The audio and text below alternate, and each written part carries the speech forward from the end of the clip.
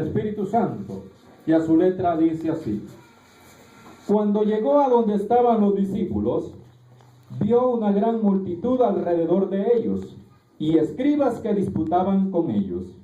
Y enseguida toda la gente viéndole se asombró, y corriendo a él, le saludaron. Él les preguntó: ¿qué disputáis con ellos? Y respondiendo uno de la multitud dijo: Maestro, traje a ti mi hijo que tiene un espíritu mudo, el cual donde quiera que le toma, le sacude y echa espumarajos y cruje los dientes y se va secando. Y dije a tus discípulos que le echasen fuera y no pudieron. Respondiendo él les dijo: oh generación incrédula, ¿hasta cuándo he de estar con vosotros? ¿Hasta cuándo os he de soportar? Traédmelo. Y se lo trajeron. Cuando el espíritu vio a Jesús, sacudió con violencia al muchacho, quien cayendo en tierra se revolcaba, echando espumarajos. Jesús preguntó al padre: ¿cuánto tiempo hace que le sucede esto? Y él dijo: desde niño. Y muchas veces se le echa en el fuego y en el agua para matarle. Pero si puedes hacer algo, ten misericordia de nosotros y ayúdanos. Jesús le dijo: si puedes creer, al que cree, todo le es posible. E inmediatamente el padre del muchacho clamó y dijo: creo, ayuda a mi incredulidad. Y cuando Jesús vio a la multitud que se agolpaba, reprendió al espíritu inmundo diciéndole: espíritu mudo y sordo, yo te mando, sal de él y no entres más en él. Entonces el espíritu, clamando y sacudiéndole con violencia, salió, y él quedó como muerto, de modo que muchos decían: está muerto. Pero Jesús, tomándole de la mano, le enderezó y se levantó. Cuando él entró en casa, sus discípulos le preguntaron aparte: ¿por qué nosotros no pudimos echarle fuera? Y él les dijo: este género con nada puede salir, sino con oración y ayuno. Pueden tomar asiento.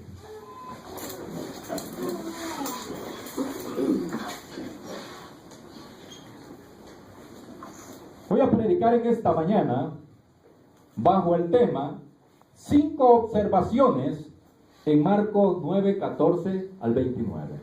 Mientras estuve estudiando este relato bíblico, encontré 5 cosas muy importantes. Observé 5 cosas relevantes del versículo 14 al versículo 29. Y por eso he titulado este mensaje de esta manera: 5 observaciones en Marcos 9, 14 al 29. Y la primera observación que pude notar se encuentra en el versículo 7 y el versículo 25. Y esta observación nos da a entender o a conocer las características que tenía este espíritu malo, este espíritu inmundo. En el versículo 17 dice que este espíritu inmundo o este demonio era mudo. Y en el versículo 25 Cristo lo reprende y le llama un espíritu mudo y sordo. Esa es la primera observación. Que este demonio que estaba en este muchacho, este espíritu malo, tenía 2 características: que era mudo y sordo. En realidad, los espíritus no son mudos ni sordos. Lo que da a entender es que la misión de este espíritu, el propósito con el cual llegó a este joven, era con la intención de dejarlo mudo y dejarlo sordo. Es decir, que desde la niñez que este espíritu malo entró en este muchacho, desde ese momento, este joven quedó mudo y sordo.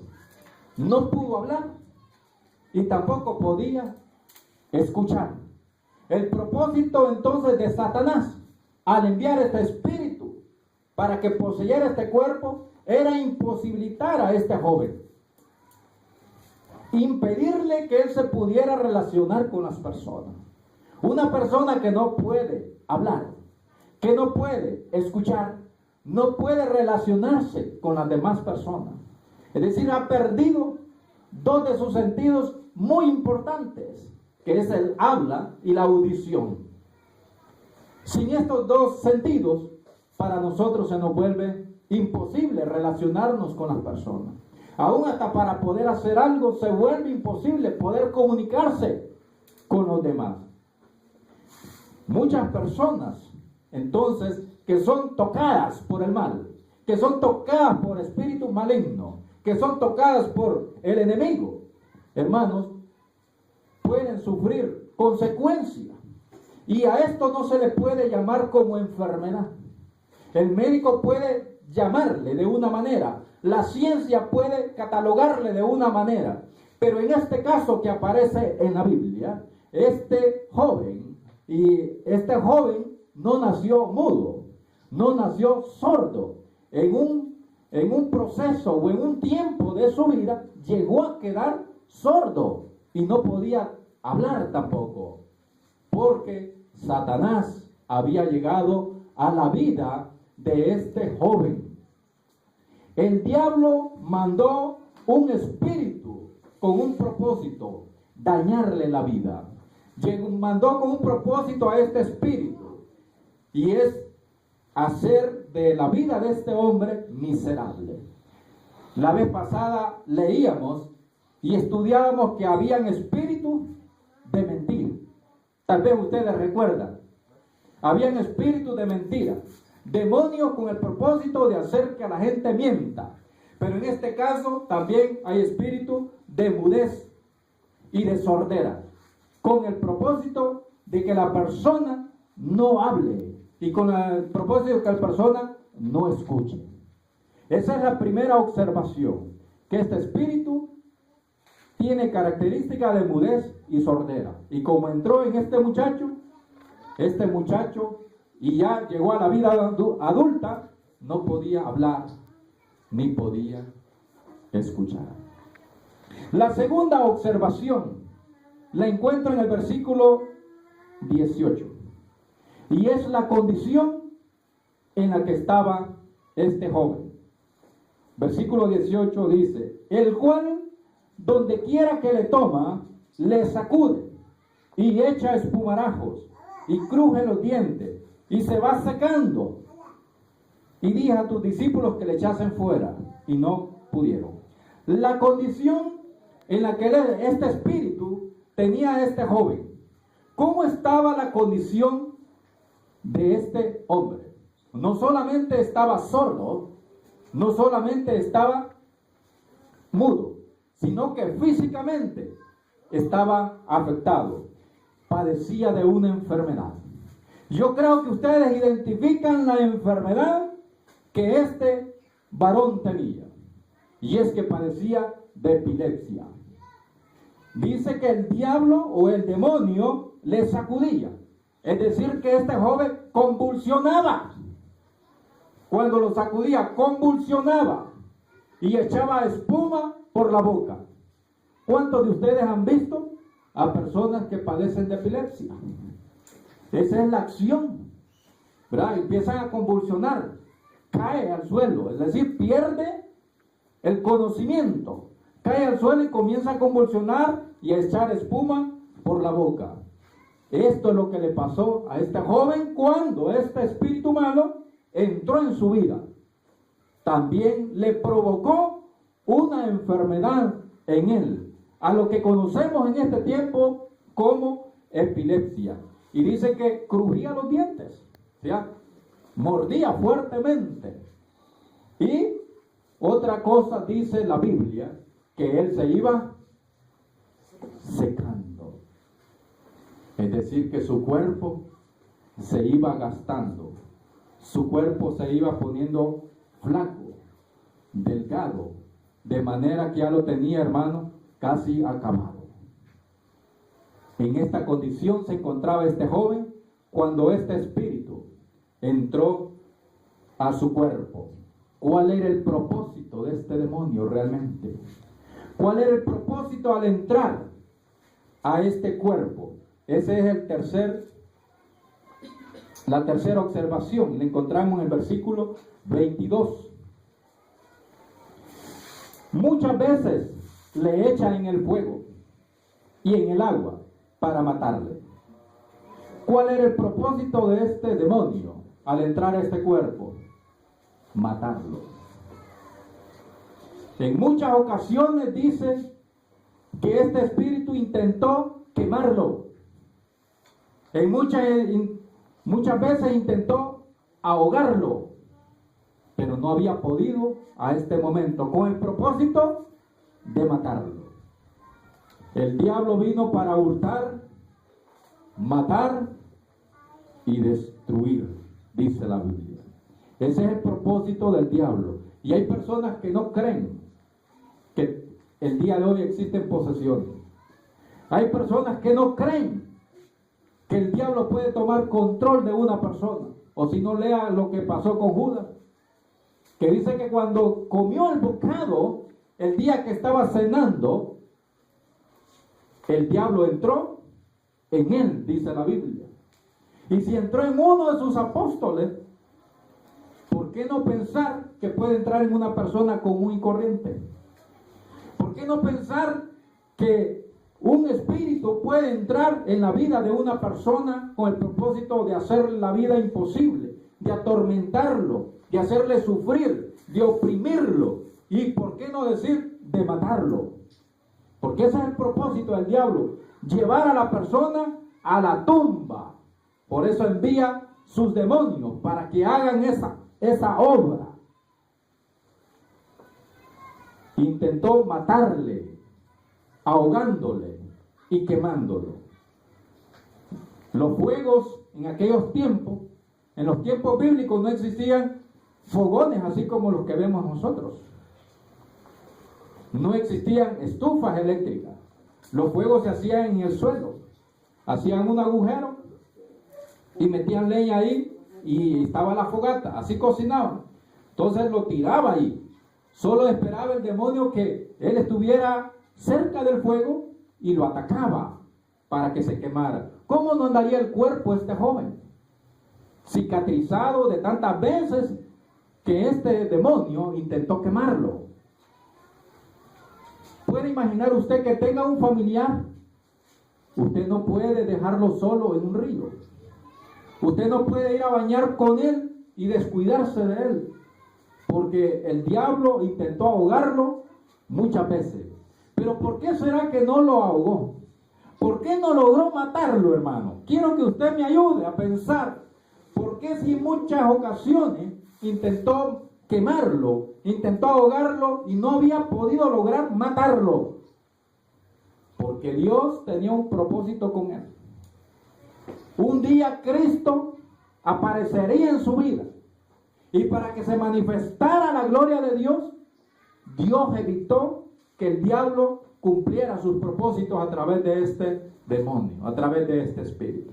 Esa es la tercera observación, que el propósito del demonio era matarlo. Y vamos con la cuarta observación que encontramos en este relato, y la encontramos en el versículo 23. Jesús le dijo: si puedes creer, al que cree todo le es posible. La cuarta observación es que se necesita como requisito indispensable para la liberación de una persona que esté endemoniada, es creer. Como requisito indispensable para la liberación es tener fe. Este padre estaba desesperado. Este padre de familia ya no hallaba qué hacer. Pues la ciencia no le podía ayudar, la medicina tampoco. Y dice: ayúdame, ten misericordia de nosotros.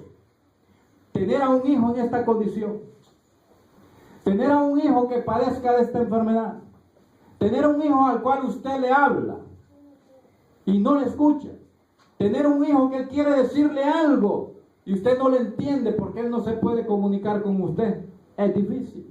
Y podemos decir que en el término más diplomático o más educado, podemos decir que este hombre tenía un hijo especial.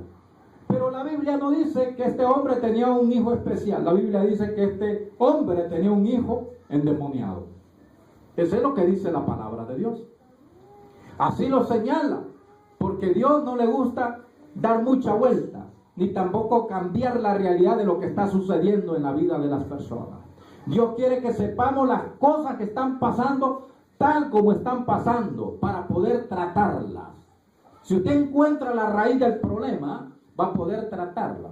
Si usted encuentra la raíz del problema en su vida, va a poder combatir ese problema. Pero si usted no lo encuentra, usted estará divagando, adivinando y yendo de aquí para allá, averiguando qué puede tener. Pero una vez que usted averigua, puede actuar. Entonces el requisito, hermano, para la liberación es creer. Dice la Biblia que se lo habían llevado a sus discípulos primero, porque Jesús no estaba en esa ocasión. Pero el Padre dijo, tus discípulos no pudieron echarlo fuera. Y en el libro paralelo, en el evangelio paralelo de Mateo 17, 19 al 20, ahí le preguntan a los discípulos, Señor, ¿por qué no pudimos? Y el Señor les dice, porque tenían poca fe. Por poca fe. Si ustedes tuvieran fe como un grano de mostaza, le dice el Señor, le dijeran a este monte, quítate de aquí y plántate allá, será hecho. En ese momento los apóstoles no contaban con la fe suficiente para poder expulsar a este demonio. No tenían la fe suficiente para poder echar fuera a este espíritu malo. Es decir, no solamente creer que uno tiene fe, solamente creer que uno es cristiano, que puede expulsar a un espíritu de eso. Ellos son poderosos.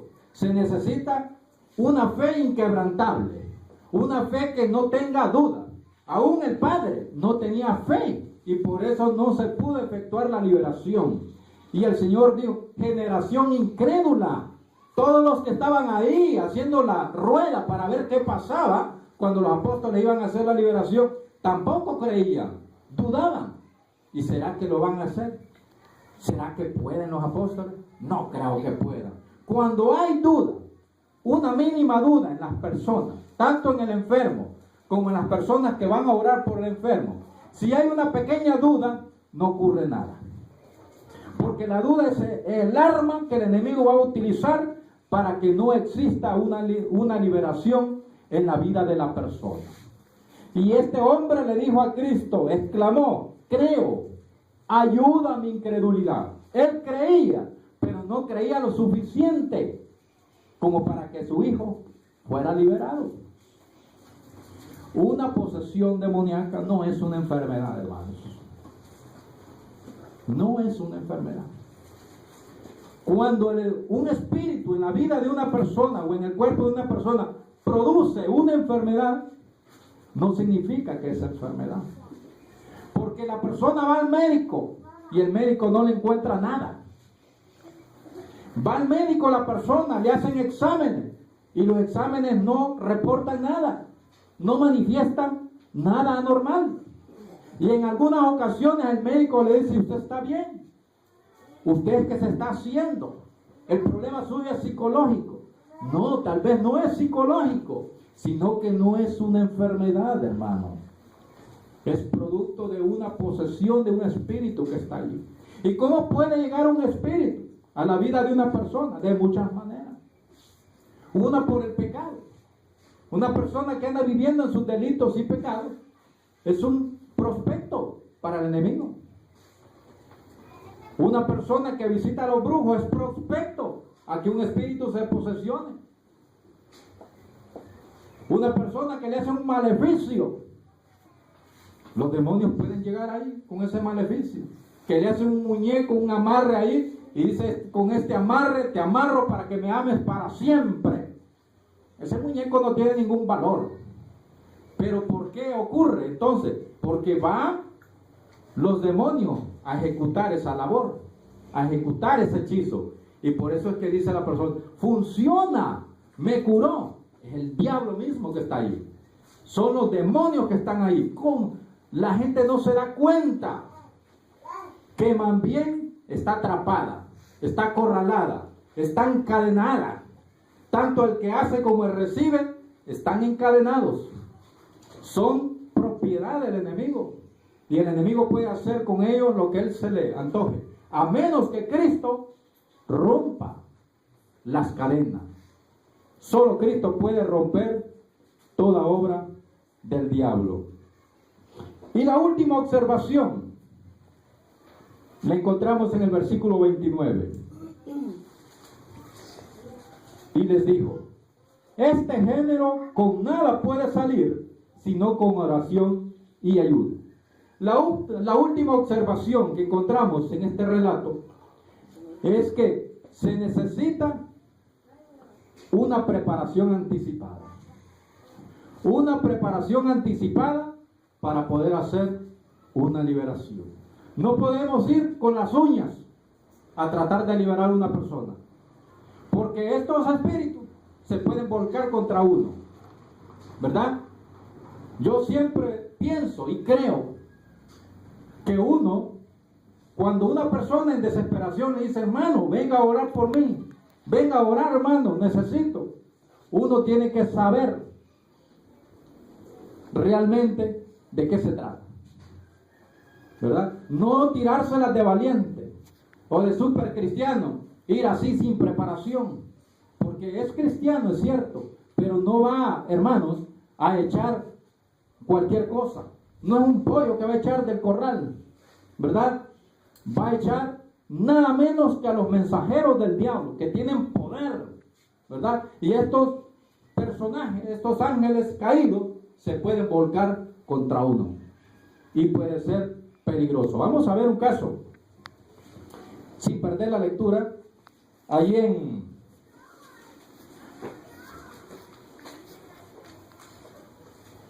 Hechos 19, 11 al 13.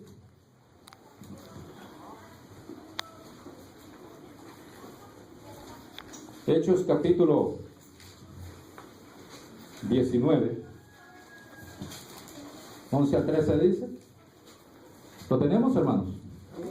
Dice la palabra del Señor: y hacía Dios milagros extraordinarios por mano de Pablo, de tal manera que aún se llevaban a los enfermos los paños o delantales de su cuerpo, y las enfermedades se iban de ellos, y los espíritus malos salían. Pero algunos de los judíos, exorcistas ambulantes, intentaron invocar el nombre del Señor Jesús sobre los que tenían espíritus malos, diciendo: os conjuro por Jesús, el que predica Pablo. Versículo 15. Pero respondiendo el espíritu malo dijo: a Jesús conozco y sé quién es Pablo, pero vosotros, ¿quiénes sois? Y el hombre en quien estaba el espíritu malo, saltando sobre ellos y dominándolo, pudo más que ellos, de tal manera que huyeron de aquella casa desnudos y heridos. ¿Qué le parece? La preparación es muy importante. Debe haber una preparación anticipada por los hermanos que van a ir. Si unos hermanos quieren ayudar a una persona a una liberación, tienen que prepararse con oración y ayuno. Esa es la recomendación del Señor para sus discípulos. Por sus discípulos dicen: ¿por qué no pudimos, Señor? Los discípulos no tenían una preparación en oración suficiente. Tampoco tenían una preparación en ayuno para tener poder, para tener una oración de poder para expulsar a este espíritu. Y nos dice que Pablo tenía esa preparación, porque aún los paños y la túnica que él tenía, dice, cuando no podía llegar a otros lugares, él mandaba, y con solo que la tocaran, eran sanados los enfermos, y los espíritus que habían en los cuerpos de esas personas salían. Y alguien se la tiró de súper valiente, alguien que no era ni cristiano, ni apóstol, y dijo: yo lo voy a hacer. Y encontró ahí: vamos a practicar. Y empezó, dice, encontró un hombre que estaba endemoniado. os conjuro en el nombre de Jesús que predica Pablo, sal de ese cuerpo. Y el demonio lo quedó mirando. A Jesús conozco, y también a Pablo, pero ustedes, ¿quiénes son? Ni he oído hablar de ustedes. Imagínense, hermano, que lleguemos a una casa. Aquí venimos, hermano, y vamos a orar, ¿verdad? Y nos queda viendo el demonio. Ajá, qué bonito. Con que vienen a sacarme, vamos a ver quién es el que sale. Ven, no salga arriado uno de esa casa.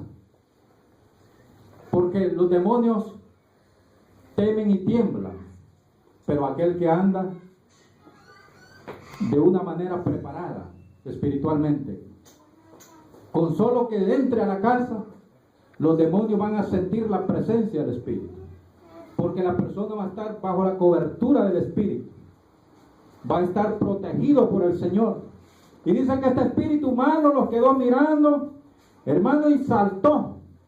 La persona poseída saltó sobre este exorcista. Y dice la palabra que lo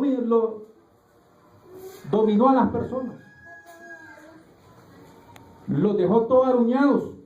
Hasta la ropa les rompió. Y dice qué pasó con los exorcistas. Salieron huyendo. Por lo menos les salió barato, que solamente los aruñó y los maltrató físicamente. Pero ¿qué pasa si esos demonios se meten en uno? ¿Qué tal si abandonan ese cuerpo y vaya, se meten en la persona? ¿Se acuerdan que en una ocasión Cristo sacó las personas cuando iba a orar por un muerto? Por la hija de Jairo. Solo dejó a Pedro y a Juan adentro y sacó a toda la familia y a los amigos y oró. Porque hay ocasiones que esto no es un juego, ¿verdad? Cuando se va a hacer un trabajo de esta calidad no pueden haber niños, tampoco pueden haber personas que ni creen en Cristo, puede ser perjudicial para ellos. Personas que no son ni cristianos, puede ser peligroso para ellos. Uno tiene que aconsejarles que debe salir y quedarse únicamente las personas que son cristianas y que creen en Jesucristo, para poder hacer una liberación de esta clase. Amén, hermanos. Amén. Así que usted, si quiere ayudar a una persona y asume usted que tiene un problema espiritual y no un problema físico o de salud, usted debe ayunar, debe prepararse en ayuno y nunca ir solo, tampoco. Porque solo puede ser también vulnerable, pero ya entre dos, o tres, o cuatro, bien orado y bien ayunado. Vamos a leer un texto en Hechos, capítulo 12, versículo 5. Hechos capítulo 12, versículo 5. En adelante dice, con esto estamos finalizando. Así que Pedro estaba custodiado en la cárcel, pero la iglesia hacía sin cesar oración a Dios por él. Cuando Herodes le iba a sacar aquella misma noche, estaba Pedro durmiendo entre dos soldados, sujeto con dos cadenas, y los guardas delante de la puerta custodiaban la cárcel. Y aquí que se presentó un ángel del Señor, y una luz resplandeció en la cárcel, y tocando a Pedro en el costado le despertó diciendo, levántate pronto. Y las cadenas se le cayeron de las manos. Le dijo el ángel, cíñete y átate las sandalias. Y lo hizo así. Y le dijo, envuélvete en tu manto y sígueme. Y saliendo le seguía, pero no sabía que era verdad lo que hacía el ángel, sino que pensaba que veía una visión. Habiendo pasado la primera y la segunda guardia, llegaron a la puerta de hierro que daba a la ciudad, la cual se les abrió por sí misma. Y salidos pasaron una calle y luego el ángel se apartó de él. Entonces Pedro, volviéndose en sí, dijo, ahora entiendo verdaderamente que el Señor ha enviado su ángel y me ha librado de la mano de Herodes y de todo lo que el pueblo de los judíos esperaba.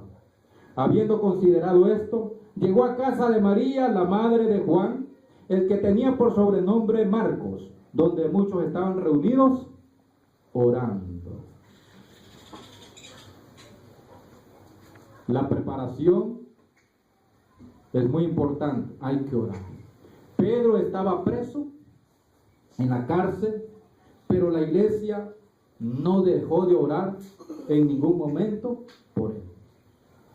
Se reunían, dice la palabra, en la casa de María, la madre de Juan Marco, y la iglesia hacía oración sin cesar por Pedro.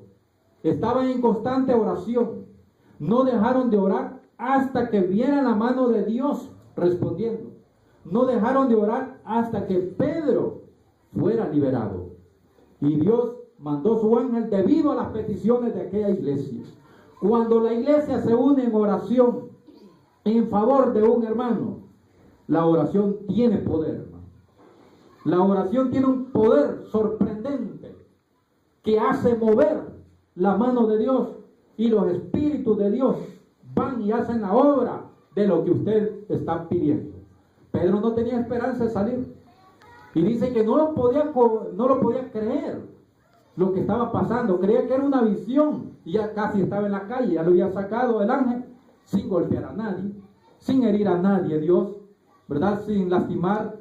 No hubo intercambio de espadas, y Dios lo sacó hasta la calle y se condujo hasta la casa de María, y halló a los hermanos todavía orando. ¡Qué iglesia más poderosa en Jerusalén! ¡Qué iglesia de oración! Hermanos, les invito a que oremos. Este género no sale sino con ayuno y oración, dice la Biblia.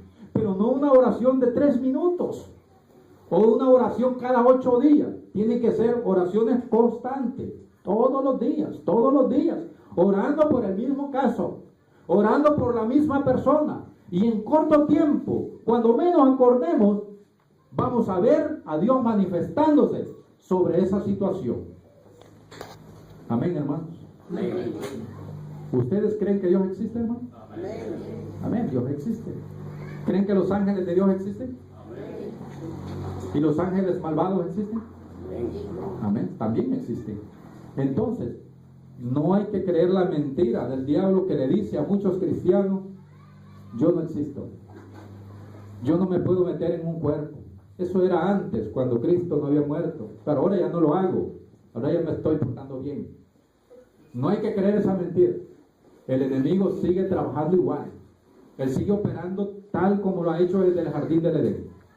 Así que oremos por nuestros hermanos. Estamos en un mes de oración, ya estamos finalizando. Yo quisiera que toda la iglesia hiciera un esfuerzo desde mañana y se viniera a orar aquí. Esta semana va a ser dedicada en oración a una hermana, y vamos a estar orando por ella para que Dios se manifieste. La oración del justo puede mucho, y la oración de muchos justos puede más.